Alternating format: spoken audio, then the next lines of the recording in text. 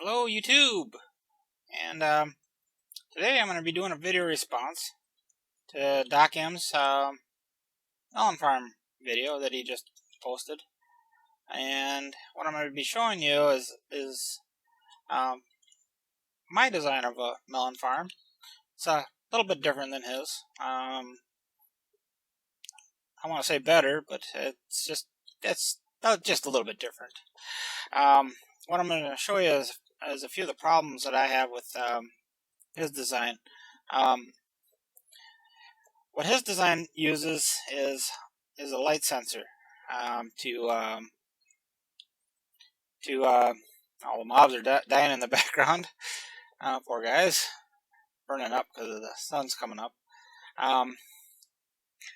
What his uses is a light sensor, and the thing I have, the problem I have with the light sensor is that if you're playing on a multiplayer server, player versus player server, if you have to have this light sensor right here exposed to the sky in order to get a signal.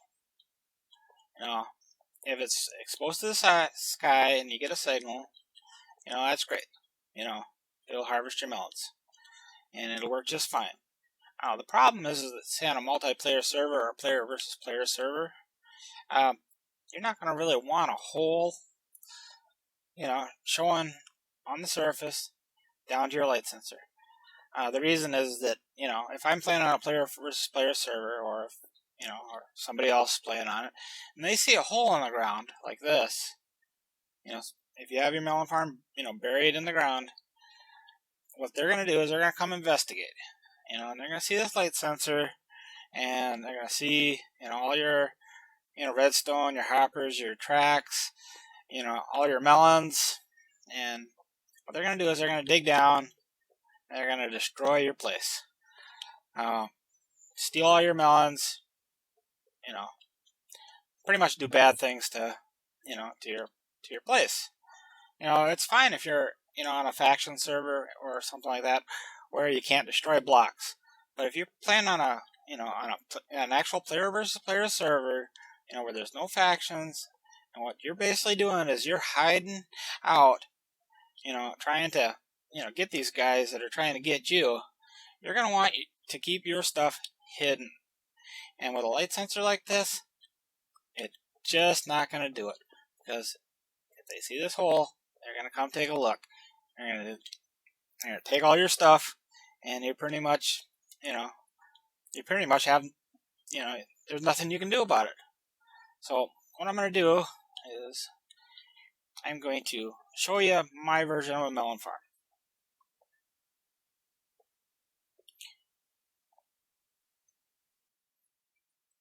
Okay, I'm back. This is my version of a hidden underground melon farm. You can't see anything on the surface. It doesn't look like anything. So, your player versus player guys, your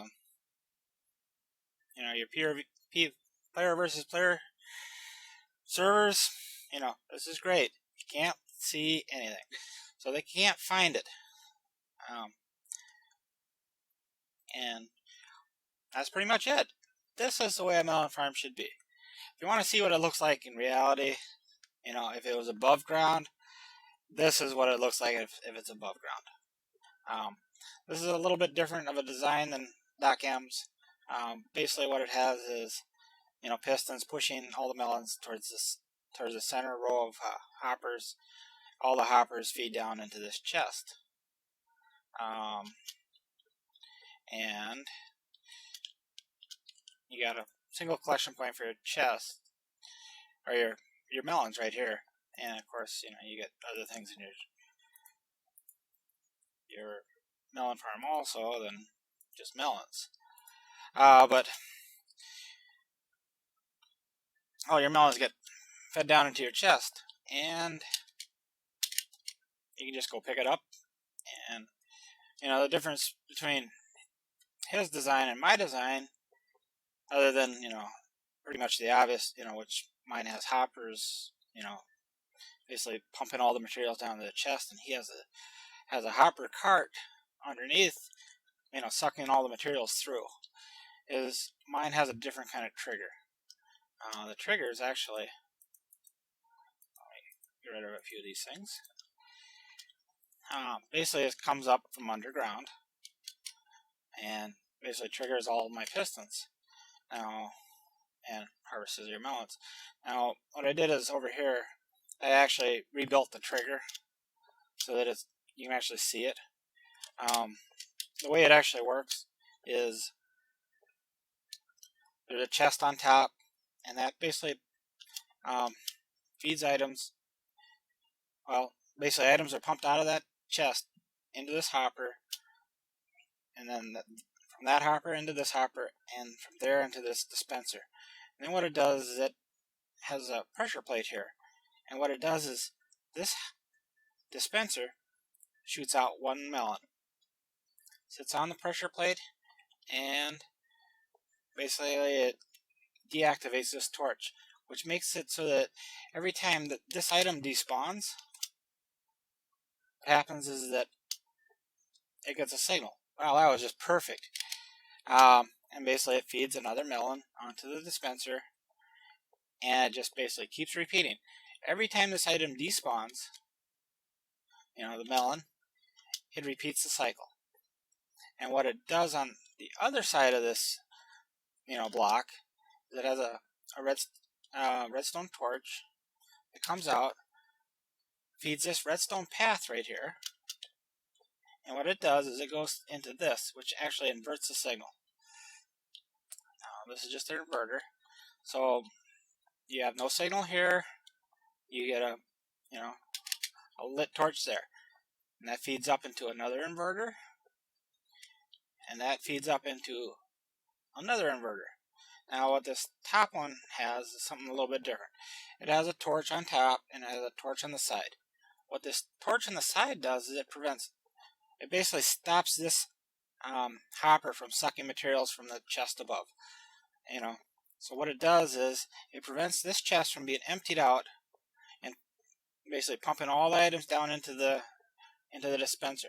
What it does is it stops these hoppers from feeding materials into the dispenser.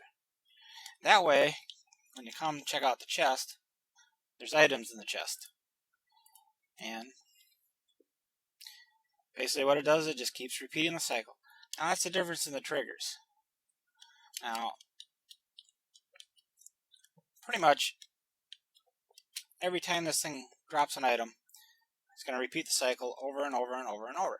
Now you can bury this in the ground, as deep as you want. It doesn't really matter. There's no light sensor or anything to deal with. Now, the other thing I don't like about the light sensor idea is that the daylight sensor, I should say, is that the daylight sensor takes 20 minutes to go through a complete operation. That's, the time it sunrises, to the time it sunsets, all the night, and then it comes back up in the daytime, is 20 minutes. Now, it takes 5 minutes for an item to despawn. So, every 5 minutes, this thing's going to complete a new cycle. If that was 5 minutes, it's going to, complete a new cycle. Another 5 minutes, completes another cycle. And what that does is, on my melon farm, I'm going to harvest the melons 4 times as fast as using a daylight sensor. So what happens is that I get more melons, in the same amount of time as, Doc M's design, where with the train running around, and it looks really neat and stuff, and I really like it. But I get more melons. So what I'm gonna do is I'm gonna show you this. This basically is the same signal as my trigger. Over there, coming up. And what it does is it basically feeds around a redstone signal. Now, you can change this design any way you like. You can, use Doc M's, set up, with the trains underneath, or I'm sorry, the hopper cart underneath, and it all works the same. And it's all about getting some melons and surviving. So I'm going to show you this one more time. So you guys can see it. Basically, it's the chest, 2 hoppers, dispenser, a pressure plate. Pressure plate activates the dispenser, and it sends a signal around here. Goes through that inverter.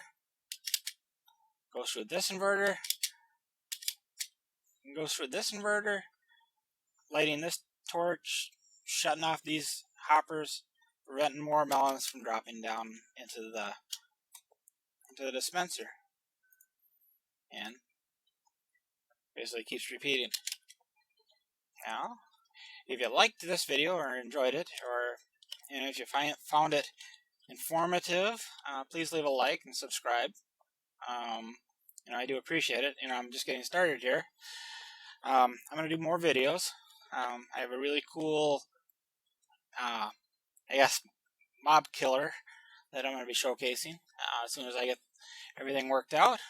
And if you like it, leave a like and enjoy the melons. Thanks.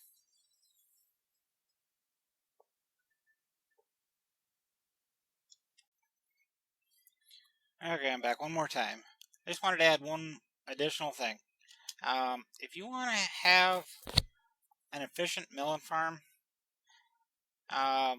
like Doc M's video, you need, a lot of tilled earth around your melon plants. Now, one thing you can do is, if you till like a patch of 4 like this, if you put torches here, what it does is when the melon, forms or grows or whatever, what it does, it searches for a place to, place the melon. If it sees a torch here, it's not gonna, put a melon there. So what happens is the melon grows, in front of the piston, and the piston harvests it. And basically, putting a torch here,